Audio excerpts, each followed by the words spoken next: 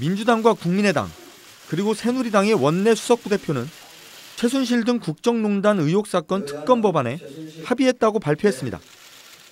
여야는 최순실 국정농단 게이트의 진실규명과 이로 인한 정치적 난제의 해결을 위해 국회가 나서야 한다는 데 인식을 같이 하고 다음과 같이 합의한다. 박근혜 최순실 게이트가 본격화된 지 2달여 만에 나온 첫 여야 합의. 겉으로만 보면 역대 최대 규모라는 말이 나올 만합니다. 규모와 수사기간 모두 그렇습니다. 2012년 이명박 전 대통령의 내곡동 사저부지 매입 의혹 특검과도 확연히 비교됩니다. 언론 브리핑도 수시로 할 수 있게 투명성을 높였습니다. 야당은 만족하는 모습입니다. 네, 3당 우리 수석부대표님들께서 오늘 이와 같은 합의에 이렇게 최대한의 노력을 기울이신 점을 정말로 존경과 감사의 말씀을 드립니다. 하지만 국민적 의혹을 해소하기엔 충분하지 않다는 지적도 나오고 있습니다. 합의 과정과 내용 모두 국민의 여망을 충분히 담아내지 못했다는 평가입니다. 국민들은 지금 완전히 착각하고 있어요. 오해하고 있어요. 이게 완전 드디어 뭐 만능특검법 우리들이 이거 19일 날 촛불해가지고 만들어가지고 어떻게 하면 이러면 이제 특검으로 다 해결될 수 있다는 그런 지금 착각. 그걸 심어준 게 지금 어제 발표입니다. 근데 아니라는 거죠. 당장 의혹의 중심에 있는 박근혜 대통령에 대한 직접 조사가 명문화되지 못했습니다. 야당은 당연히 조사 대상에 포함된다고 해석하고 있습니다. 분명한 거는 대통령, 검사, 대통령에 대한 조사가 있겠지만 특검법에 의해서도 대통령은 수사 대상이라는 말씀이 분명하겠습니다.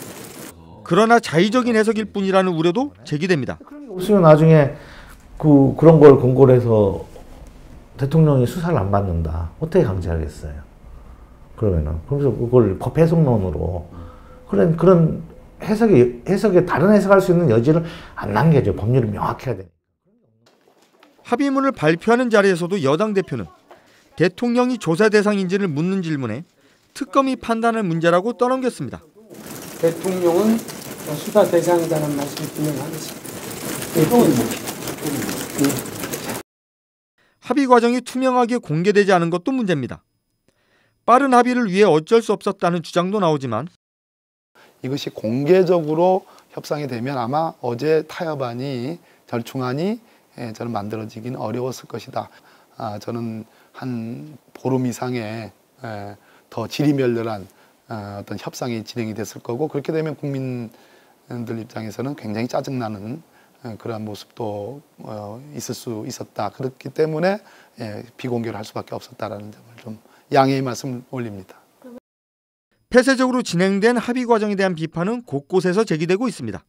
전문가들인 해당 관련 상임위원회 의원들도 개입하지 못한 걸로 알고 있습니다. 특히 야당들이 함께 힘을 합해 줬기 때문에 제가 이 법안을 바로 발의할 수도 있었는데 발의하지 않고 함께 발의할 것을 제안을 했습니다. 그리고 법안 내용을 공개를 했습니다. 그런데 이제 뭐 좀 유감스럽게도 야 2당 교섭단체인 민주당과 국민의당에서는 제가 제안을 했는데 이 안을 함께 다루는 게 아니고 전혀 몰랐고 거기에 대해서 뭐 알지 못했고 뭐 심지어 저희도 확인 안 됐지만은 당내 속에 좀 의원 전체 간에 공이 된 것인지도 좀 잘 모르겠고요. 그래서 지금 오히려 민주당 내에서는 지금 거기에 좀 반발해가지고 일부 의원들 중심으로 수정안을 지금 발의하겠다고 지금 나서는 중입니다. 그래서 저에게도 좀 약간 거기에 대해서 이제 검토 요청도 들어왔거든요. 법안 초안을 만든 민주당도 이런 우려를 잘 알고 있지만 어쩔 수 없었다는 입장입니다.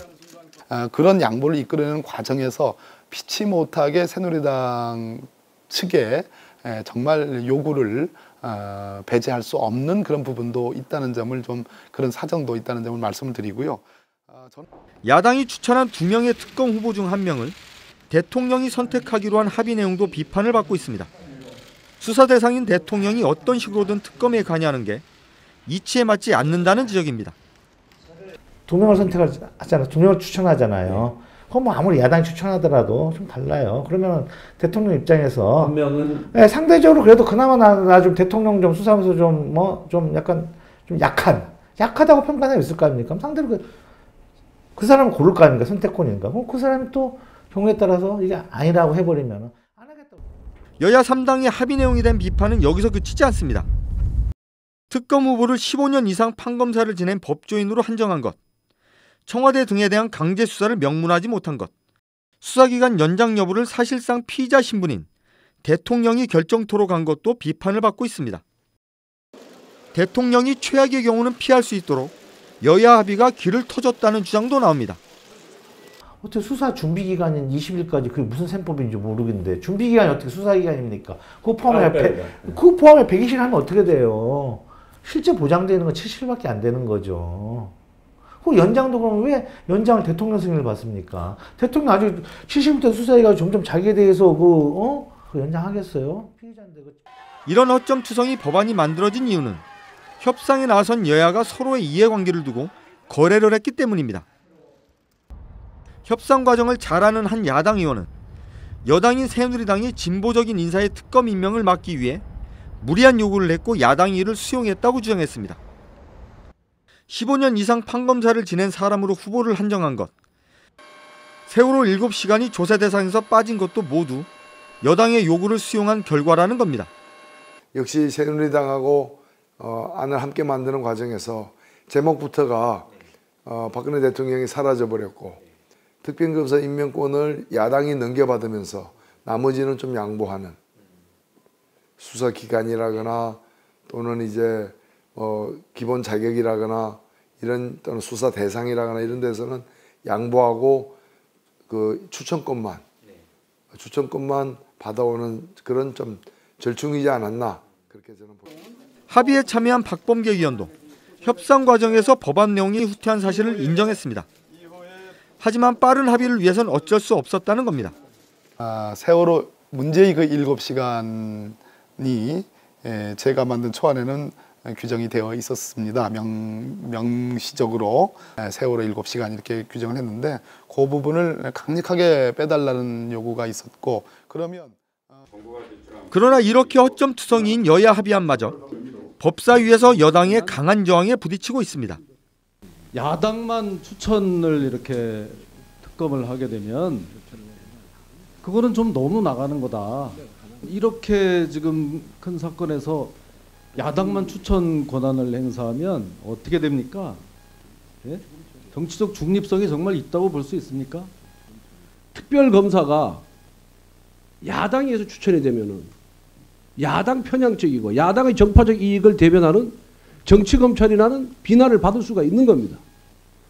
이러한 편향성을 가질지도 모르고 가졌다고 비난받는 특별검사의 수사 결과에 대해서 누가 승복하겠습니까? 그럴듯해 보이지만 민심과는 동떨어진 특검 법안. 성역 없는 수사와 책임자 처벌이라는 특검 소기의 목적을 이룰 수 있을지 시작하기도 전부터 우려의 목소리가 커지고 있습니다. 뉴스타파 한상진입니다.